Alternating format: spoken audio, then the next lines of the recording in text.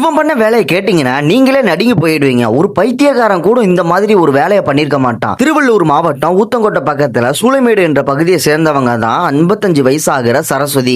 இவங்களோட கணவர் கொஞ்சம் வருஷத்துக்கு முன்னாடி இறந்துட்டாரு. இவங்களுக்கு 2 பசங்க இருக்காங்க. 2 பேருமே சென்னையில குடும்பத்தோட தங்கி வேலை பார்த்துட்டு வராங்க. அதனால சரஸ்வதி மட்டும் அக்கம் பக்கத்துல இருக்கவங்களோட ஆதரவோட தனியா தான் வாழ்ந்துட்டு வந்திருக்காங்க. 2 நாளைக்கு முன்னாடி சரஸ்வதி வீட்டு விட்டு வெளியே வராதனால அக்கம் பக்கத்துல இருக்கவங்க போய் பார்த்திருக்காங்க. அங்க இவங்க ரத்த வெள்ளத்துல இருந்து கிடந்திருக்காங்க. இவங்க கழுத்துல காதுல போட்டிருந்த நகை, இவங்களோட செல்போன் எல்லாமே திருடு போயிருக்கு. சரஸ்வதியோட செல்போன் சிக்னலை வச்சு போலீஸ் தேடினதுல 24 வயசு ஆகிற வெங்கடேஷ் என்பவன் சென்னை அரும்பாக்கம் பக்கத்துல போலீஸ் கிட்ட வசமா மாட்டிக்கிட்டான்.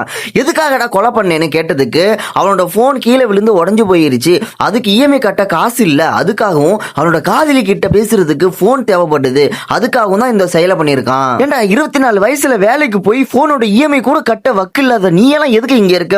போய் ஜெயிலுக்கு போகணும். அவனை ஜெயில புடிச்சு போட்டாங்க.